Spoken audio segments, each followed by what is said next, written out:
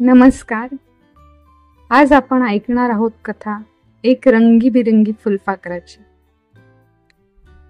एक घनदाट अरण्य होतं. त्या अभयारण्यात खूप सारे पक्षी प्राणी अगदी आनंदात राहत होते. निसर्ग त्यांच्या सोबतीलाच होता. सर्व जडाघडी निसर्गातच होत होत्या. त्या अभयारण्यात थोड्याच अंतरावर एक सुंदर असा फुलांचा बगीचा होता. तिथे विविध रंगांची विविध सुवास असलेली फुलं अगदी मजेत हवेवर डोलत होती. सुंदर असं वातावरण होतं आणि त्या फुलांच्या बगीचाच्या बाजूलाच एक सुंदर असा रंगीबेरंगी फुलपाखरांचा कळप राहत होता. अगदी आनंदाने डोलत डोलत त्या फुलपाखरांचे परागकण गोळा करण्यामध्ये ती फुलपाखरं मजेत राहत होती. अगदी वेगवेगळ्या रंगाची रंगीबिरंगी सुंदर असे पंख असलेली फुलपाखरे हवेत उडताना खूपच छान दिसत होती. अगदी मजेत दिवस चालू होते. तेव्हाच एका फुलपाखराच्या जोडप्याला सुंदर असं एक पिल्लू झालं. गुबगुबीत हिरव्यागार पानावर एक छोटीशी अळी जन्माला आली. आई फुलपाखरू आणि बाबा फुलपाखरू खूप खुश होते. आपल्या त्या छोट्याशा पिल्लाकडे बघून अगदी भारावून गेले होते. हळूहळू ती छोटीशी अळी हिरवीगार पानं तोडत तोडत कुरतडत खात मोठी होत होती आणि आई वडील हे बघून समाधानी होते. त्यांना आता कल्पना आली होती की त्यांचे हे छोटंसं पिल्लू लवकरच रेशमी वलयामध्ये जाईल आणि झालंही तसंच. त्या छोट्याशा अळीने आता आपल्या भोवती रेशमाचं वलय तयार करायला सुरुवात केली आणि हळूहळू गुंफत गुंफत ते पूर्णतः त्या वलयामध्ये गुंफले गेले. आई वडील अगदी जीवाच्या आकांताने त्याचे रक्षण करत होते. ऊन पाऊस वारा थंडी कीटक ह्या सर्वापासून त्याचं रक्षण करत होते आणि आतुरतेने वाट पाहत होते त्यातून आपल्या पिल्लाला बाहेर येण्याची. शेवटी तो दिवस उजाडला. त्या वलयाला चरकन एक तडा गेला. आई फुलपाखरू बाबा फुलपाखरू खुश झाले. त्यांनी आसपासच्या फुलपाखरांनाही बोलावून घेतले. जणू त्या फुलपाखराचा जन्मोत्सवच तिथे साजरा केला जात होता.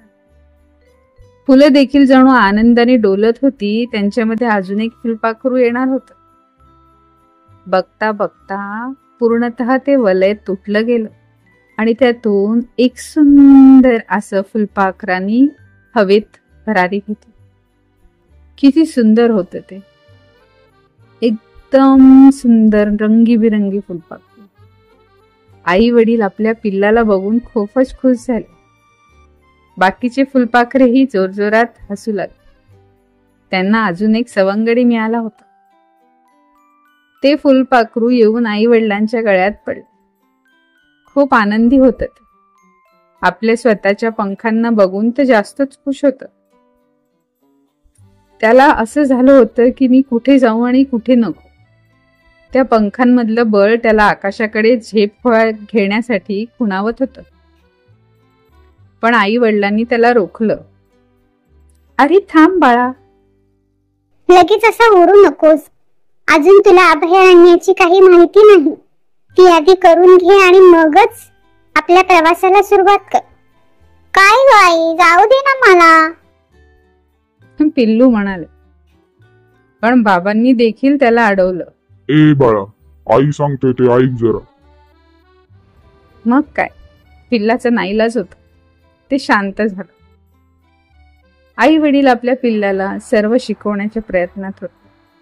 फुलांवरील परागकण कसे घ्यायचे, कसं उडायचं, कुठलं फुल काय करतं हे सगळं त्याला समजावत होते आणि अभयारण्यामध्ये असणाऱ्या धोक्यांबद्दलही त्याला थोडीफार सूचना देत होते. पण त्या फुलपाखराचं चलबिचल मन काही त्याला स्वस्थ बसू देत नव्हतं. एक दिवस असंच परागकणांवर उडता उडता त्याला एक नाकतोळ्यांचा कळप दिसला. आणि त्याच्या मनाला त्याला सावरता आले नाही. तो उडत उडत त्या नागतोड्यांच्या मागेच चालू लागला. भिरभिरत भिरभिरत तो नागतोड्यांच्या मागे कुठपर्यंत आला आहे हे त्याला देखील कळलं नाही. त्यांनी त्यातील एका नागतोड्याला विचारलं, काका, तुम्ही कुठे जात आहात? नागतोडा म्हणाला, ए फुलपाखरा, तू इथे काय करतो? आम्ही चाललोय तिकडे, खूप सारे कीटक आणि खूप सारी फुलं आहेत रे, तिकडे चाललो आहोत. येत असशील तर चल. फुलपाखराला मजाच वाटली. त्याला वाटलं काहीतरी नवीन आपल्याला करायला भेटेल आणि तो त्यांच्या मागे मागे ओढू लागला. इकडे आई वडिलांना आपलं पिल्लू दिसत नाही म्हणून ते कासावीस झाले. इतरत्र त्याला शोधू लागले, पण त्याचा कुठे थांगपत्ताच नव्हता. आईचा जीव तर अगदी टांगणीला लागला की आपल्या पिल्लाला काही झालं तर. आणि इकडे हे आपलं फुलपाखरू नागतोड्यांच्या मागे मागे एका दुसऱ्याच जंगलामध्ये आला होता. थोड्याच वेळात आता अंधार पडायला लागला तसा नागतोडे तर गायबच झाले. त्याला कुठे नागतोडे दिसेना. त्याला आता काय करावं काही सुचत नव्हतं. त्याची घाबरगुंडी उडाली, कारण तो कुठपर्यंत आला आहे याची देखील त्याला कल्पना नव्हती. आता त्याला आई वडिलांचे शब्द आठवू लागले होते. डोळ्यात आसवे जमा झाली होती, पण करावं काय हे काही त्याला सुचत नव्हतं. तेवढ्यात बाजूनीच जाणारा एक चतुर त्याच्याकडे बघून त्याच्या जवळ आला. काय रे बाळा, इकडे कुठे आलास तू? तर फुलपाखरांचं कळप तर बरंच लांब आहे इथून. काका काका, मी इकडे नागतोड्यांच्या मागे आलो होतो. आता मला रस्ता नाही भेटत आहे परत जायला. तो रडकुंडीला आला होता. चतुराने त्याची समजूत घातली आणि त्याला परतीचा एक रस्ता दाखवला. हे बघ बाळा, तू इथून असा पुढे उडत उडत जा. कदाचित तू तुझ्या घरी लवकर पोहोचशील. आणि जास्त वेळ इथे थांबू नकोस, लवकरच घरी जा, कारण अंधार पडला आहे आता. एवढं बोलून तो चतुर तिथून उडून गेला. फुलपाखराने त्यांनी दाखवलेला रस्ता त्याचा मार्ग पकडला आणि तो उडत उडत घाबरतच निघाला. कधी एकदा घरी पोचतोय आणि आईच्या मिठीत शिरतोय असं त्याला झालं होतं. अंधार आता दाटू लागला होता. आसपासचं अभयारण्य किती घनदाट आहे आणि त्याचा अंधारात दिसणारा ते रूप त्याला घाबरवून टाकत होतं. आई वडिलांच्या कोशामध्ये त्यांनी हे अरण्याचं रूप बघितलंच नव्हतं. अरण्य इतका धोकादायक असू शकतो याची त्याला कल्पनाच नव्हती. जीवाच्या आकांतानिशी तो उडत होता. तेवढ्यात अचानक काय झालं काही कळेना, पण त्याचं शरीर कशात तरी बांधलं गेलं होतं. त्याला त्याच्या पंखांची फडफड देखील करता येत नव्हती. त्याला समजत नव्हतं आता काय झालं. मी तर व्यवस्थित उडत चाललो होतो, पण आता मला हलताही येत नाही. त्याला गहेवरून आलं आणि त्याच्या तोंडातून एकच आवाज निघाला, आई, बाबा. त्याला समजत नव्हतं. त्याने आसपास डोळे उघडून थोडंसं पाहिलं तर समोरच एक मोठा कोळी डोळे वटारून एक राक्षसी हसू घेऊन त्याच्याकडे पाहत होता. तो फक्त त्याची धडपड थांबण्याची वाट पाहत होता. त्याला बघून आता फुलपाखराचा तर जीवच गळून पडला. त्याला कळून चुकलं होतं की आपण आता या एका जाळ्यात अडकलेलो आहोत आणि इथून आता निसटणं आपल्याला शक्य नाही.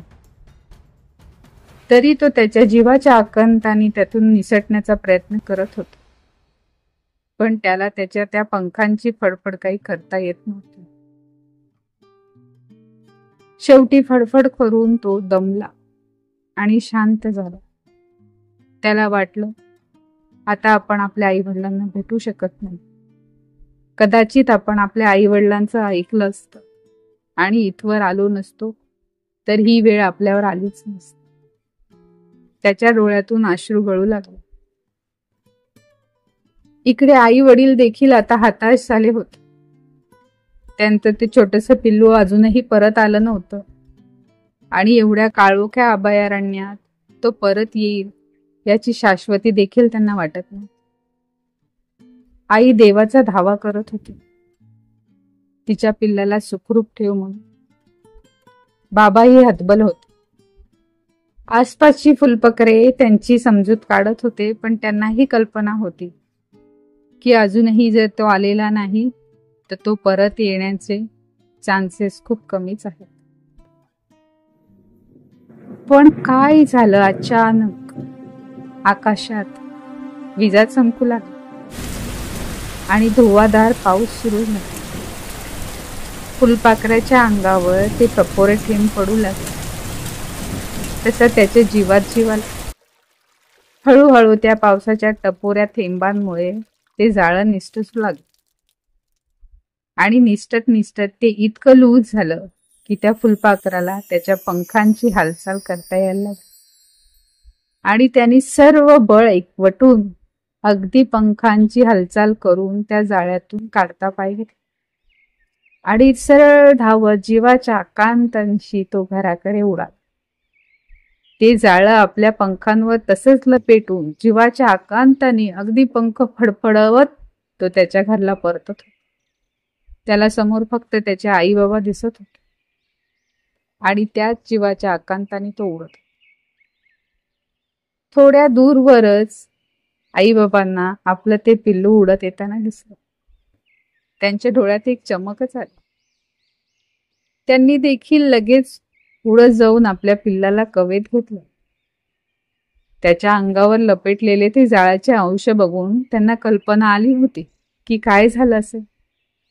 पण एवढ्या मोठ्या संकटातून आपलं पिल्लू परत माघारी आलं याच्यातच ते खुश होते. बाकीच्या फुलपाखरांनाही हायसं वाटलं होतं की एवढं मोठं संकट टाळून ते फुलपाखरू घरी परत आलं होतं. त्यांनी जोरात आई वडिलांना मिठी मारली आणि त्यांची माफी मागली. आई बाबा, मी याच्या पुढे तुम्ही सांगाल तसंच करेन. मी तुम्ही सांगितलेलं ऐकेन. मी असं स्वतःहून काहीच करणार नाही.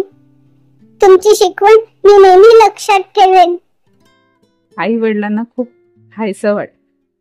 त्यांचं पिल्लू आता मोठं झालं होतं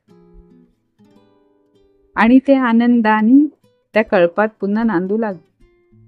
आपल्या आई वडिलांकडून त्यांनी अभयारण्याची सकस माहिती घेतली आणि त्या अभयारण्याला ओळखून घेतलं आणि मगच त्यांनी त्या अभयारण्यात पाऊल ठेवण्याचं धाडस केलं आणि त्यांच्या शिकवणीमुळे आज ते त्या अभयारण्यात अगदी मुक्तपणे संचार करू शकत होते.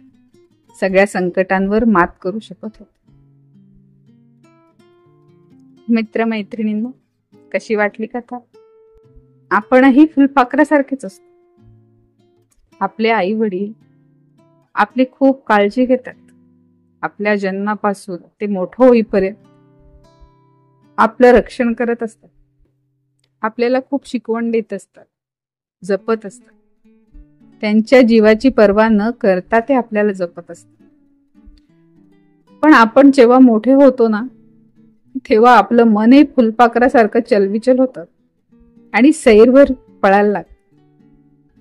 आणि मग आई वडिलांनी दिलेले ते शिकवणाचे उपदेश आपला कोंडमारा करू लागतात आणि आपल्याला ते सगळं तोडून भुरकन उडून जावंसं वाटतं. आणि कधी कधी हे आपण करतो देखील. पण मित्रांनो, सावध राहा. आई वडिलांचे ते उपदेश तुमच्यासाठी एक सुरक्षा कवच असतं.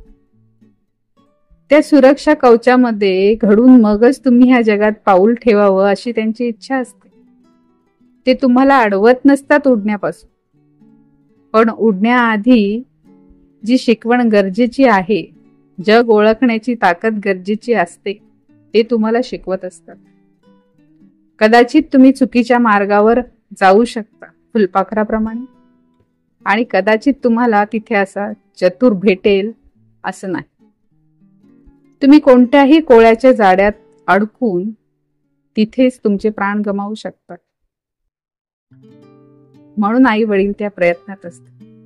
तेव्हा मित्रांनो, आई वडिलांचं ऐका ते जे शिकवण देतात ती शिकवण घ्या आणि मगच या जगात पाऊल ठेवा. बघा तुम्ही उंच भरारी घ्या. अगदी सगळ्या संकटांवर मात करत एक यशस्वी व्यक्तिमत्व बना. नक्कीच आईवडिलांच्या आशीर्वादांपुढे गेलात तर यश तुमच्या पायाशीच राहील. कशी वाटली ही कथा? आवडली असल्यास लाईक जरूर करा आणि अशाच मोटिवेशनल कथांसाठी मला फॉलो करायला विसरू नका. थँक्यू.